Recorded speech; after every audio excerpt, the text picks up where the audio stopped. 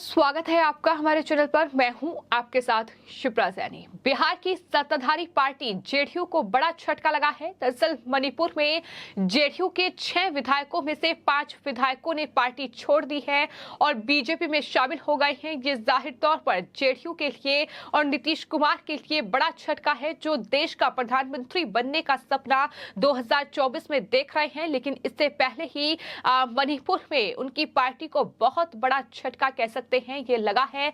जिस तरह से मणिपुर में इसी साल विधानसभा चुनाव हुए थे और जेडीयू में सिर्फ 6 सीटों पर जीती थी और 6 में से अब 5 विधायक जो हैं वो बीजेपी में शामिल हो गए हैं। तो वहीं इस बीच बड़ी खबर ये भी सामने आ रही है कि आज पटना में जेडीयू जो नेशनल काउंसिल की बैठक हो रही है उसमें दरअसल वो 6ठा विधायक भी नहीं पहुंचा है।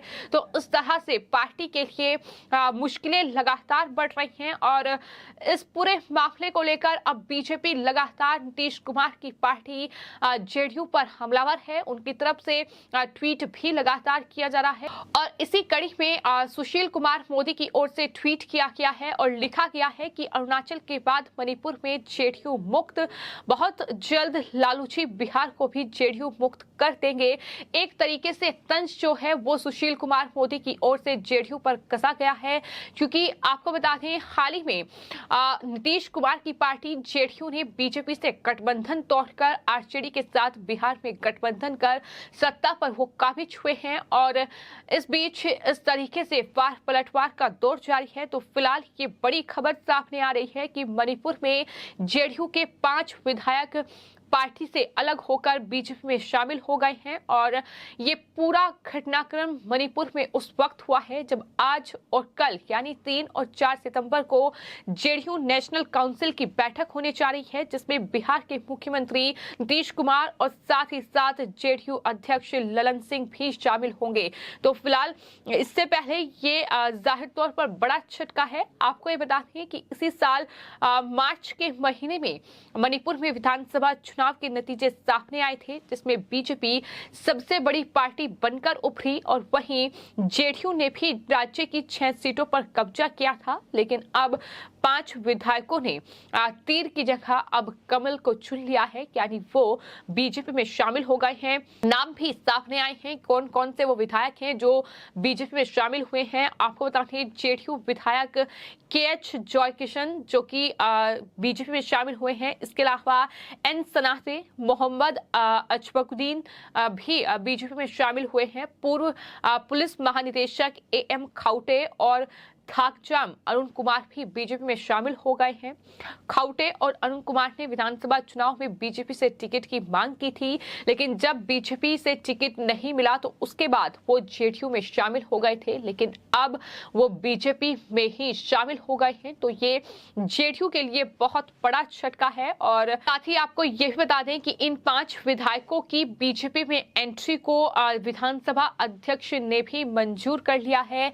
यानी अब ये साफ हो चुका है कि जेडीयू के जो 6 विधायक थे मणिपुर में, उसमें से 5 विधायक जो हैं वो बीजेपी में शामिल हो गए हैं। तो अपने आप में ये नीतीश कुमार के लिए बहुत बड़ा झटका है। लगातार प्रतिक्रियाओं का दौर भी जारी है। इस बीच जो जेडीयू प्रमुख हैं राजीव रंजन ललन सिंह, उनका बयान सामने आया है। उनकी तरफ से कहा गया है कि मणिपुर में जो कुछ भी हुआ, यानी जो जेडीयू के विधायक बीजेपी में शामिल हुए हैं, बीजेपी ने धन बल का इस्तेमाल करके किया है। पीएम के लिए विपक्षी दलों का साथ आना भ्रष्टाचार है। वो जो चाहे कर सकते हैं, लेकिन 2023 तक जेडीयू एक राष्ट्रीय पार्टी बन जाएगी, ये दावा ललन सिंह की ओर से किया गया है। वहीं कांग्रेस पार्टी ने भी इस पर प्रतिक्रिया दी है और मणिपुर प्रदेश कांग्रेस के प्रवक्ता निंगोम्बम ने ट्वीट किया है और कहा है कि मणिपुर के जेडीयू के 6 विधायकों में से 5 का बीजेपी में ज्वाइन करना न केवल असंवैधानिक है, बल्कि ये अधिनियम भारत के संविधान के तहत अयोग्यता को भी ठहराता है।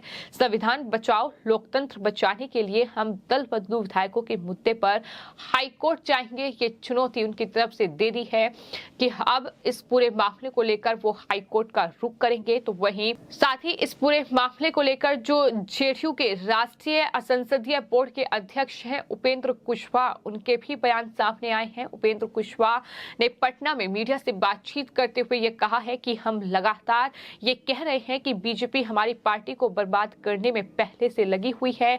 एनडीए में रहते हुए हम ये महसूस करते थे और आज ये साबित भी हो रहा है, ये उनकी तरफ से कहा गया है।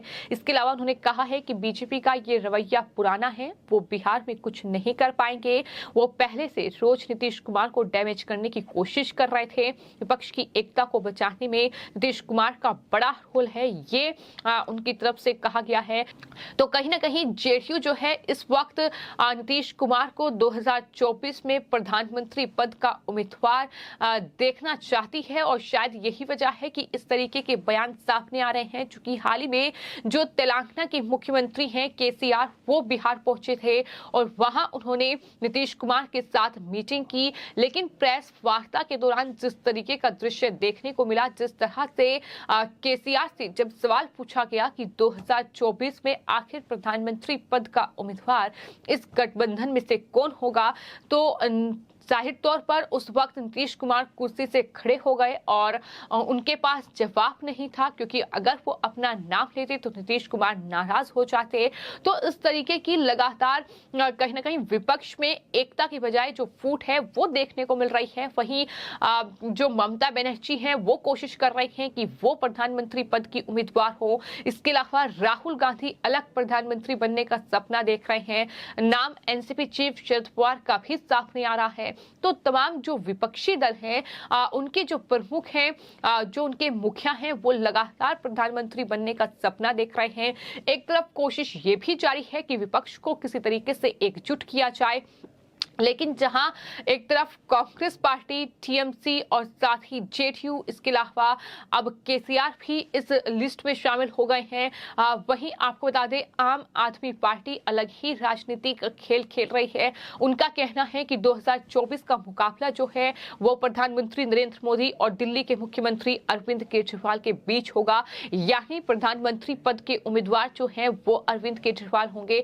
तो इस तरीके से सवाल यही है कि आखिर प्रधानमंत्री नरेंद्र मोदी को हराने का सपना देख रहा विपक्ष का यह सपना कैसे पूरा होगा या फिर चकनाचूर हो जाएगा, ये आने वाले वक्त में देखना होगा। लेकिन फिलहाल जेडीयू जो कहीं ना कहीं नीतीश कुमार का फैसला था बीजेपी से अलग होने का, सवाल यही था कि आखिर नीतीश ने यह फैसला क्यों लिया, लेकिन अब जवाब कहीं ना कहीं मिला और वो ये कि दरअसल जेडीयू नीतीश कुमार को प्रधानमंत्री पद का उम्मीदवार बनाना चाहती है और यही वजह है कि उन्होंने आरजेडी के साथ गठबंधन किया है, एनडीए से अलग होने का फैसला किया। लेकिन कहीं ना कहीं अब ये फैसला नीतीश कुमार के लिए बहुत भारी पड़ता दिखाई दे रहा है, क्योंकि मणिपुर में इसी साल विधानसभा चुनाव हुए हैं जहां बीजेपी सबसे बड़ी पार्टी बनकर उभरी, लेकिन अभी भी बीजेपी लगातार अपने आप को मजबूत करने की कोशिश कर रही है और अब जेडीयू के 6 विधायकों में से